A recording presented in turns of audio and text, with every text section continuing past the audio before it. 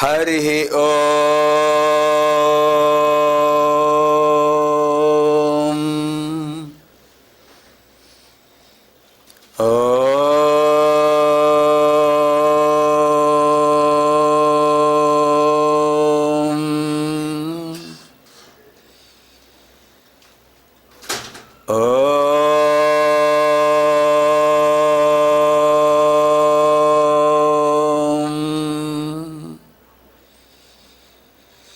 గణానాన్త్వా గణపతిగుం హవామహే కవిం కవీనాముపమశ్రవస్తమం జ్యేష్ఠరాజం బ్రహ్మణాం బ్రహ్మణస్పత ఆనశృణ్వన్నోతిభిः స్వేదసాదనం ప్రణో దేవీ సరస్వతీ వాజేభిర్వాజినీవతి ధీనామవిత్ర్యవతు.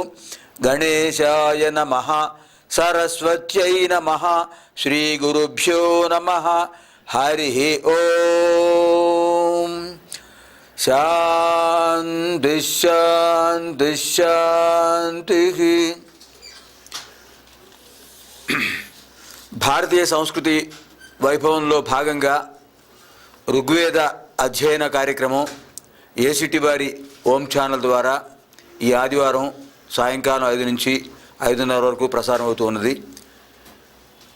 ఈ కార్యక్రమంలో ముందుగా వేద మాతృస్తవం, ప్రణవనాదస్తవం 2 పూర్తి చేసుకుని మనం 33వ సూక్తంలో ప్రవేశించాలి. శక్తిత్రయీ వేదమాత సర్వదైవ స్వరూపిణి సత్యధర్మస్వరూపా చ పాతు నః సర్వదా శుభా. ఓంకారం బిందు సంయుక్తం నిత్యం ధ్యాయంతి యోగినః కామదం మోక్షదం చైవ ఓంకారాయ నమో నమః. మనం ఋగ్వేదంలో ఇంతవరకు కూడా విశ్వామిత్ర మహర్షి దర్శించినటువంటి మైత్రావరణ సూక్తం పూర్తి చేసుకున్నాం. పవనుడు మిత్రుడు ఇద్దరు కూడా వాయురూపం తేజోరూపం ఆ 2 మనకు ప్రకృతిలోనూ దేహంలోనూ అంతర్భాగములై మనల్ని సదా చైతన్యవంతంగా ఉంచుతున్నాయి. ఆ తేజోరూపమే పరమాత్మ జీవాత్మగా రావటం, వాయురూపమే జీవాత్మను చైతన్యవంతుడిగా చేయటం అటువంటి ఆ 2 మంత్రాలు కూడా, ఆ 2 సూక్తాలు కూడా అద్భుతమైనటువంటి మంత్రాలని ఇక్కడ విద్యారణ్య స్వాముల వారు చెప్తున్నారు. అటువంటి మైత్రావరణ సూక్తం, మైత్రావరుణులు వాయువు కూడా. వరుణ పశ్చిమ దిశకు అధిపతి వరుణుడు, అపాంపతి జరాధిపతి అని అర్థం. కనుక మనకి 3 మహానుభావులు వచ్చారు. తేజోరూపం, జలరూపం, వాయురూపం. ఆ 3 వల్లే మనకు ప్రపంచం అంతా ఈ విధంగా నడుస్తూ ఉంది. మొట్టమొదట మనకు ప్రారంభమైంది ఆకాశం, పంచభూతాల్లో చివరి భాగం పృథివీ, మధ్యలో ఉన్నవి 3. మనం చాలాసార్లు మననం చేసుకున్నాం. ఏంటంటే ఆకాశాద్వాయు, వాయోరగ్ని, అగ్నేరాపః, ఆపః పృథివీ. ఇది క్రమం, సృష్టి క్రమం. ఆకాశాద్వాయు ఉన్నదంతా శూన్యం, ఆ శూన్యం నుంచి వాయువు వచ్చిందిట. మొట్టమొదట మనకు మైత్ర వరుణ పవన సూక్తాలు 3లోనే వస్తున్నాయి. వాయువు వచ్చింది, వాయోరగ్ని, ఆ వాయువు నుంచి అగ్ని వచ్చింది. వాయోరాపః, వాయోరాపః, ఆకాశాద్వాయు, వాయోరగ్ని, వాయువు నుంచి అగ్ని వచ్చింది. అగ్నేరాపః, అగ్ని నుంచి ఆపః, జలం వచ్చింది. ఆపః పృథివీ, ఆ నీటిలోంచి పృథ్వీతత్వం వచ్చింది.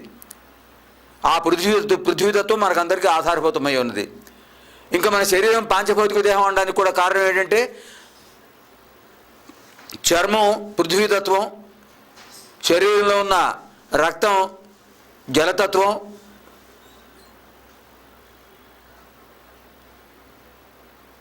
ప్రాణాలు వాయుతత్వం,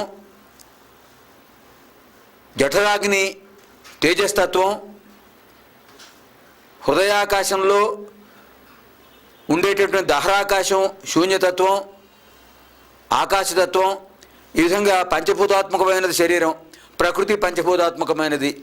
అటువంటి మైత్రావరణ పవన సూక్తాలు మనకి అత్యంతములైన, ఆదరణీయములైన, నిత్య సేవితములైన, ప్రాతస్మరణీయములైన, చిరస్మరణీయములైన పదార్థాలు, మౌలిక పదార్థాలు.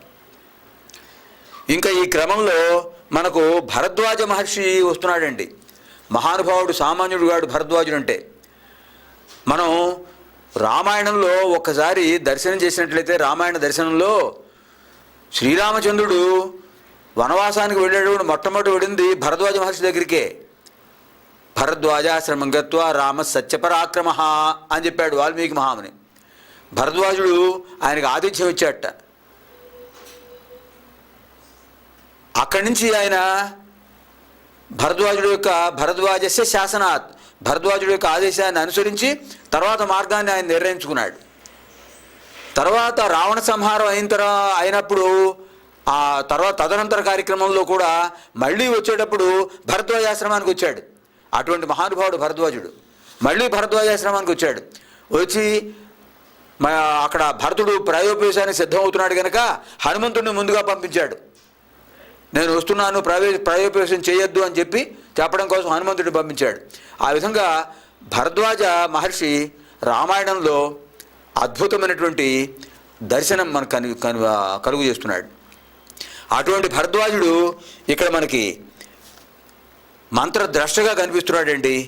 ఇది 33వ సూక్తం, 7వ అధ్యాయం, 4వ అనువాకం. దీంట్లో మనకు భరద్వాజ మహర్షి 3వ మండలం,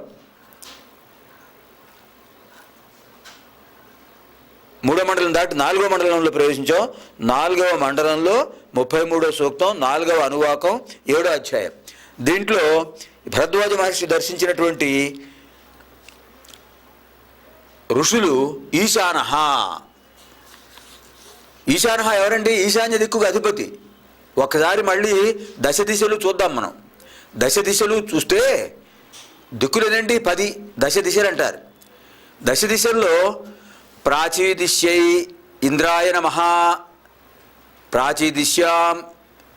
ప్రాచీదిశి ఇంద్రాయ నమః. ప్రాచీదిశిలో దిక్కులో, తూర్పు దిక్కులో ఇంద్రుడున్నాడు, ఆయనకి నమస్కారం. ఆగ్నేయ దిశ్యాం, ఆగ్నేయ దిశలో అగ్నిహోత్రాయ నమః, అగ్నిహోత్రుడు నమస్కారం. దక్షిణ దిగ్భాగే యమాయ నమః, దక్షిణ దిక్కులో ఉన్నటువంటి అధిపతిగా ఉన్నటువంటి యముడికి నమస్కారం. నిరుతి దిగ్భాగే నిరుతయే, నిరుద్దిగ్భాగంలో నైరుతి దిగ్భాగంలో నిరుతయే, నైరుతి దేవతాయ నమో నమః, ఆయన నమస్కారం చేస్తాం. ఇక్కడ వరుణ దిగ్భాగం ప్రతీచి, ప్రాచీకి వ్యతిరేకం ప్రతీచి అంటే పశ్చిమ దిగ్భాగం. పశ్చిమ దిగ్భాగే వరుణాయ నమః. తర్వాత మనకు వస్తుంది వాయవ్యం, వాయవ్య దిగ్భాగే పవనాయ నమః, పవమానుడికి నమస్కారం, పవమానాయ నమః. తర్వాత ఉత్తర దిగ్భాగం, ఉత్తరాయాం దిశి, ఉత్తర దిగ్భాగే కుబేరాయ నమో నమః. ఇప్పుడు మనకి ఇక్కడ అధిదేవత వస్తున్నాడండి. ఈశాన్య దిగ్భాగే ఈశానాయ నమః. ఈశానుడు సామాన్యుడు అంటే అందరికీ అధిపతి ఆయన. ఈశాన సర్వ విద్యానాం ఈశ్వర సర్వభూతానాం బ్రహ్మాధిపతిర్బ్రహ్మణోధిపతిర్బ్రహ్మ శివో మే అస్తు సదాశివోం అని మంత్రంలో చెప్తున్నారు. ఈశాన సర్వ విద్యానాం ఈశ్వర సర్వభూతానాం బ్రహ్మాధిపతిర్బ్రహ్మణోధిపతిర్బ్రహ్మ శివో మే అస్తు సదాశివోం. అటువంటి వాడు ఈశానుడు. ఆ ఈశానుణ్ణి దర్శిస్తున్నాడు భరద్వాజుడు. తత్పురుషాయ విద్మహే మహాదేవాయ ధీమహి తన్నో రుద్ర ప్రచోదయాతు. అదండి గాయత్రి ఛందస్సులో రుద్రుణ్ణి స్మరిస్తున్నాడు భరద్వాజ మహర్షి. ఈ భరద్వాజ మహర్షి యొక్క విశేషాన్ని ఇక్కడ మనం చెప్పుకోవాలి. భరద్వాజ మహర్షి ఓసారి ఇక్కడ విద్యారణ్య స్వామిరావు వ్యాఖ్యానంలో ఇస్తున్నారు. భరద్వాజ మహర్షి ఓసారి కైలాసానికి వెళ్ళాడు. ఆయన ఒక యజ్ఞం చేస్తున్నాడు. వేదాధ్యయనం అయిపోయింది ఆయనది. వేదాధ్యయనం అయిపోయిన తర్వాత అంటే అనంతావై వేదాహ పరమేశ్వరుణ్ణి అడిగట ఆయన భరద్వాజుడు, మహానుభావ నాకు ఇంకొక జన్మ ఇస్తే నేను వేదాధ్యయనం ఇంకాస్త అభివృద్ధి చేసుకుంటాను, వేదాన్ని నేను చాలా వరకు అధ్యయనం చేశాను అనుకుంటున్నాను అంటే అప్పుడు పరమేశ్వరుడు చెప్పాడండి, ఒకసారి చూడు అని చూపించాడు. ఆయన చూపిస్తే అక్కడ పర్వతాలు ఉన్నాయి, 3 పెద్ద పెద్ద పర్వతాలు ఉన్నాయి. ఆ 3 పర్వతాల్లోంచి ఆయన తన దక్షిణ భాగంలో కరతలంతో ఆ చేత్తో ఒక పిడికెడు మట్టి తీశాడు. ఆ పర్వతంలోంచి మట్టి తీసి భరద్వాజుడు చూపించి, ఇదిగో నువ్వు చేసిన వేదాధ్యయనం దీంతో సమానం, ఇంకా ఎంత ఉంది చూడు, అనంతం. 3 పర్వతాలు ఉన్నాయి, ఋగ్ యజుస్సామాలు. ఆ 3 నువ్వు అధ్యయనం చేసి ఇంత మాత్రమే పిడికెడే అని చెబితే అనుకున్నాడు. గర్వభంగం అయింది ఆయనకు. నేనేదో వేదం అధ్యయనం చేసేస్తాను అనుకుంటున్నాను. మహానుభావ సత్యం జ్ఞానమనంతం బ్రహ్మ, భగవాన్ బాబా వారు చెప్పారు. అనంతమైన జ్ఞానంలో నేనేం సంపాదించాను, చాలా తక్కువ కదా, ఇంకా అధ్యయనం చేయాల్సిన చాలా ఉంది. కనుక నేను యజ్ఞం చేస్తున్నాను స్వామి, మీ అనుగ్రహం కటాక్షిస్తున్నాను, మీ అనుగ్రహం కోసం వచ్చాను. కైలాస పర్వతానికి వెళ్ళి ఆయన అడిగాడు, నేను యజ్ఞం చేస్తున్నాను, మీ పార్వతీ పరమేశ్వరులు ఆది దంపతులు ఆ యజ్ఞానికి అధిదేవతలుగా రండి, అనుగ్రహించండి అంటే ఆయన అడగడానికి వెళ్ళాడు. సరిగ్గా అది సాయం సంధ్యా సమయం. ఆయన తాండవం చేస్తున్నాడు పరమేశ్వరుడు. పార్వతీదేవి లాస్యం చేస్తోంది. పార్వతీదేవి చేసే నృత్యాన్ని లాస్యం అంటారు. ఆయన చేసేది తాండవం. తాండవం ఒక్కసారి భయంకరంగా ఉంటుంది. ఆ సున్నితంగా లలితంగా ఉంటుంది. అమ్మవారి లలితా పరాభట్టారిక లాస్యం సాగుతోంది. నందీశ్వరుడు, భృంగీశ్వరుడు, చండీశ్వరుడు అందరూ కూడా ఆనందిస్తున్నారు. విష్ణుమూర్తి శంఖధ్వానం చేస్తున్నాడు. అమ్మవారు వీణాపాణి అయి వీణ వాయిస్తోంది. నందీశ్వరుడు నాదం చేస్తున్నాడు. నాట్యం సాగుతోంది. ఈయన వచ్చిన పని ఇంకా ఉంది, అడగాలి పార్వతీ పరమేశ్వరులను. చూస్తున్నాడు, ఎంతకో అవ్వలేదు. ఆ మంచు పర్వతం నిరీక్షించాడు. చివరికి ఆయనకి ఒక వామభాగం ఆ చలిగారికి తర్వాత మంచు మీద ఉండటం వల్ల వామభాగం చచ్చుపడిపోయిందండి భరద్వాజుడికి. అలా పడిపోతే అప్పుడు పరమేశ్వరుడు తాండవం ఆపేసి వచ్చి తన శరీరంలో ఉన్నటువంటి తన కమండలంలో ఉన్నటువంటి ఆ గంగాజలంతో అతన్నిపై ప్రోక్షించి అతని శరీరాన్ని స్పృశించాడు, వామభాగాన్ని. అప్పుడు తనకి స్వస్థత చిక్కింది. నాయనా భరద్వాజ, నేను చూశాను, నువ్వు రావటం చూశాను, ఆలస్యం జరిగింది కనుక నీకు నిన్ను అనుగ్రహిస్తూ నీకు ఒక వరం ప్రసాదిస్తున్నాను. కలియుగంలో నీ గోత్రంలో 3 అవతారాల్లో జన్మిస్తాను, 3 సార్లు అవతరిస్తాను అని చెప్పాడండి స్వామి. అదే దత్తావతార పరంపర. భరద్వాజుడికి పార్వతీ పరమేశ్వరుడు ఇచ్చినటువంటి అనుగ్రహం అది. నీ గోత్రంలో, భారద్వాజ గోత్రంలో, నీ గోత్రంలో నేను 3 పర్యాయాలు ఆవిర్భవిస్తాను అని చెప్పాడు. ఆ 3 పర్యాయాలు ఆయన ఆవిర్భవించడంలో అంతరార్థమే సమర్థ సద్గురు శ్రీ సాయినాథులు శివస్వరూపంగా అవతరించారండి. మహారాష్ట్రలో పత్రి గ్రామంలో, మహారాష్ట్రలో ఔరంగాబాద్ జిల్లాలో పత్రి గ్రామంలో సమర్థ సద్గురు శ్రీ సాయినాథులుగా అవతరించారు. ఆయన 1835లో జన్మించారు. 1918 విజయదశమి నాడు ఆయన పాంచభౌతిక శరీరాన్ని విడిచిపెట్టారు. పరమ పవిత్రమైన క్షేత్రంగా, అంతర్జాతీయ క్షేత్రంగా వెలసిల్లింది ఆ క్షేత్రం. షిరిడి సాయి సమర్థ సద్గురు సాయినాథుని క్షేత్రం. ద్వితీయ అవతారం మనకి అనంతపురం జిల్లాలో భగవాన్ సత్యసాయిబాబా వారు శివశక్తి స్వరూపంగా ఆవిర్భవించారు. అనంతపురం జిల్లాలో ప్రశాంతి నిలయం పుట్టపర్తి గ్రామం, పుట్టవర్ధిని అసలు పేరు పుట్టపర్తి గ్రామంలో రత్నాకర వంశం, సుక్షత్రియులైన రత్నాకర వంశంలో షిరిడి సాయినాథుడు భారద్వాజ గోత్రం బ్రాహ్మణ వంశంలో జన్మించారు. భారద్వాజ గోత్రం. ఇక్కడ భారద్వాజ గోత్రులు రత్నాకర వంశంలో పెదవెంకమరాజు గారు, ఆయన భార్య ఈశ్వరాంబ, పుణ్య దంపతులకు జన్మించారు. ఆయన రెండవ అవతారం శివశక్తి స్వరూపంగా 1926 నవంబర్ 23వ తేదీ వారు ఆవిర్భవించారు శివశక్తి స్వరూపంగా. ఆ భగవాన్ యొక్క దివ్య చరిత్రను మనకు ఓం ఛానల్ వారు అందిస్తున్నారండి. ప్రతిరోజు మధ్యాహ్నం 11 నుంచి 11:30 వరకు కూడా సాయి దివ్య రూపం అనేటటువంటి శీర్షికతో అందిస్తున్నారు. తప్పకుండా అందరూ కూడా చూడండి. శివశక్తి స్వరూపమైన శివస్వరూపం షిరిడి సాయిబాబా వారు, శివశక్తి స్వరూపం సత్యసాయిబాబా వారు. ఆయన సరిగ్గా 2011 ఏప్రిల్ 24న అవతారం చాలించారు. 2011 ఏప్రిల్ 24, సరిగ్గా ఇంకా 3 రోజుల్లో ఉంది. ఇవాళ ఆదివారం, సోమవారం, మంగళవారం, బుధవారం 24వ తారీఖు భగవాన్ సత్యసాయిబాబా వారు మహాసమాధి చెందినటువంటి పవిత్రమైన రోజు. అందుకోసం ఒకసారి మనం ఆయన్ని స్మరించుకుంటున్నాం. ఇంకా 3వ అవతారం ఏమిటంటే అది మాండ్యా భగవాన్ బాబావారే చెప్పారు. షిరిడి సాయిబాబా వారు తమ యొక్క ఆంతరంగిక భక్తురాలు లక్ష్మీబాయి షిండే అనేటువంటి మహారాష్ట్ర భక్తురాలికి ఆయన చెప్పారు, నేను సిద్ధి పొందిన తర్వాత 8 సంవత్సరాలకి ఆంధ్ర ప్రాంతంలో అవతరిస్తాను, నన్ను దర్శించండి అని చెప్పారు ఆయన తమ ఆంతరంగిక భక్తులకు. అందులో లక్ష్మీబాయి షిండే ఒక ఆవిడ వృద్ధాప్యంలో సత్యసాయిబాబాను దర్శించి ఆయనలో షిరిడి సాయిబాబా వారిని దర్శించి ఆయనే ఈయన అని చెప్పారు. అటువంటి మహానుభావురాలు ఆవిడ. ఇంకా భగవాన్ బాబావారు ఏం చెప్పారు, సరిగ్గా 3వ అవతారం ప్రేమసాయి కర్ణాటక రాష్ట్రంలో మాండ్యా జిల్లాలో గుణపర్తి గ్రామంలో నేను ప్రేమసాయిగా అవతరిస్తాను, అది శక్తి స్వరూపం.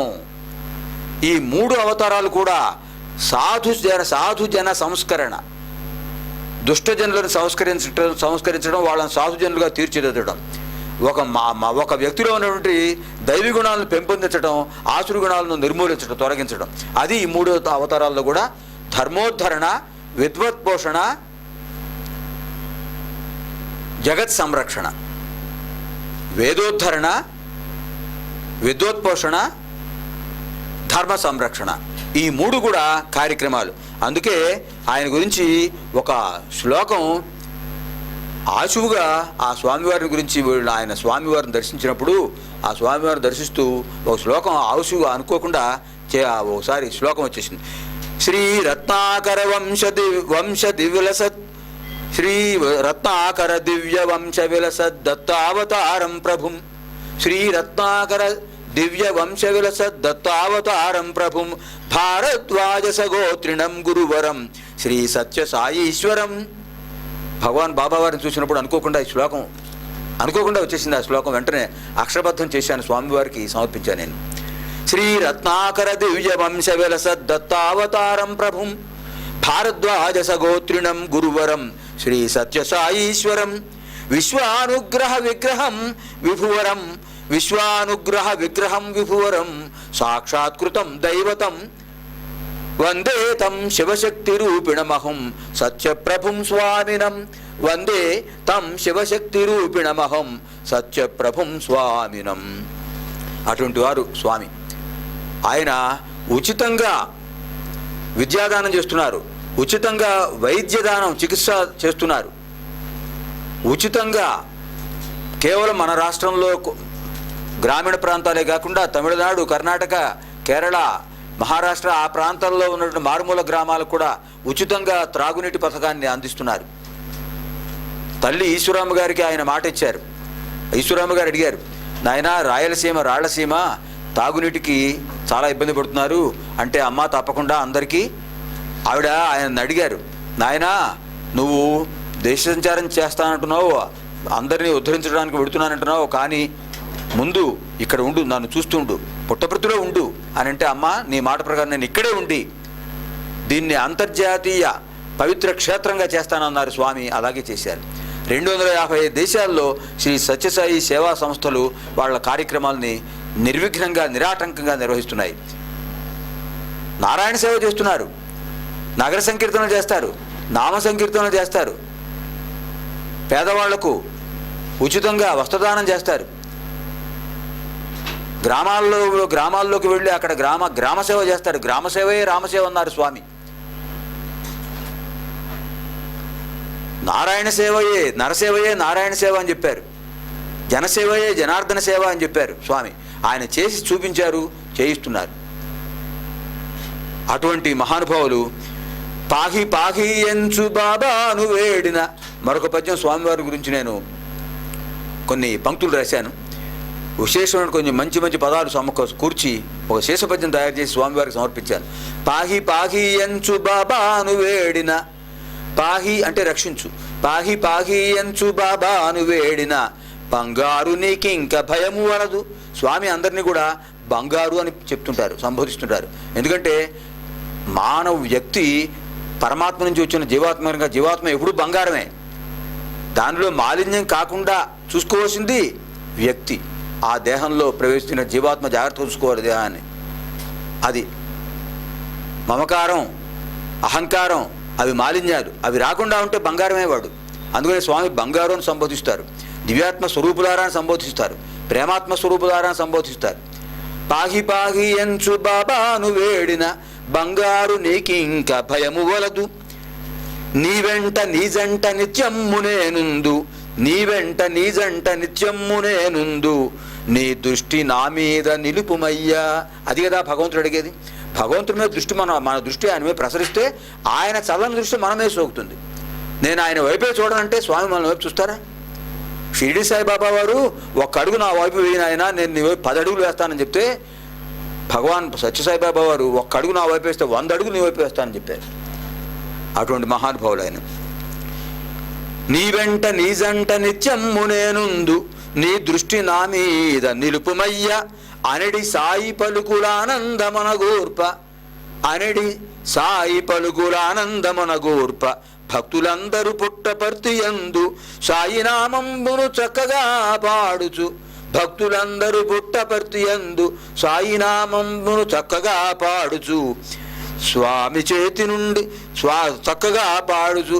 జన్మధన్యముగాగ సాయి ఎదుట, జన్మధన్యముగాగ స్వామి ఎదుట. ఆయన ఎదుటే కూర్చుంటారు పుట్టపర్తిలో స్వామి ముందు, ఆయన దర్శనమిస్తుంటారు. స్వామి చేతి నుండి స్వయముగా దారుచు, స్వామి చేతి నుండి స్వయముగా రారుచు. విభూతి స్వామివారి చేతి నుండి అప్రయత్నంగా వస్తుంటుందండి. ఆయన విభూతి సుందరుడు స్వామి, అప్రయత్నంగా రాలుతుంటుంది. స్వయముగా రాలుచు ఆ విభూతి ఎల్ల అభయమీయ, ఆ విభూతి ఎల్ల అభయమీయ. ఆ విభూతి మనకు ప్రసాదం. విభూతిర్భూతిరైశ్వర్యం అణిమాదికమష్టథ. పరమేశ్వరుడు ఆ విభూతిని మనకి ఇచ్చేది ఎందుకంటే అభయం ఇవ్వడానికి. ఆ విభూతి ఎల్ల అభయమీయ, మనసు కుదుటపడిన భక్తవరేణ్యులు, మనసు కుదుటపడిన భక్తవరేణ్యులు. ఆ వాళ్ళందరూ కూడా, ఆ భక్తవరేణ్యులందరూ మనసు కుదురుపడిపోయి హాయిగా అక్కడ కూర్చున్నారట.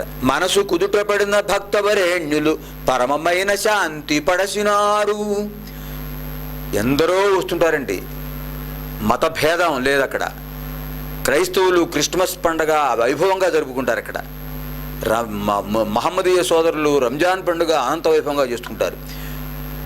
జపాన్ నుంచి, చైనా నుంచి బౌద్ధులు వచ్చి అక్కడ బుద్ధ జయంతి జరుపుకుంటారు.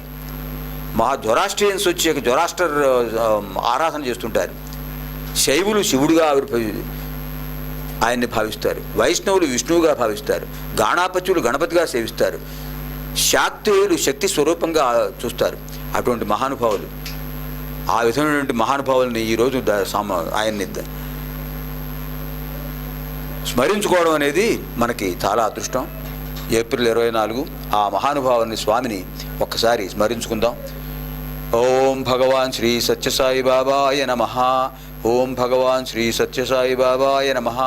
ఓం శ్రీ భగవాన్ శ్రీ సత్యసాయి బాబాయ నమః. హరి ఓం.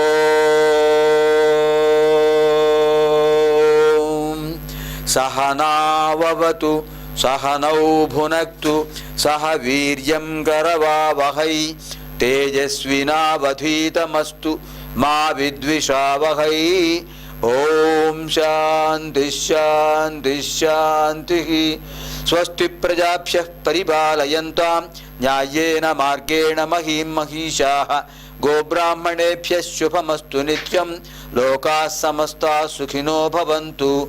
అసతో మా సద్గమయ తమసో మా జ్యోతిర్గమయ మృత్యోర్మా అమృతం గమయ. ఓం శాంతి శాంతి శాంతి. స్వస్తి. సాయిరామ్.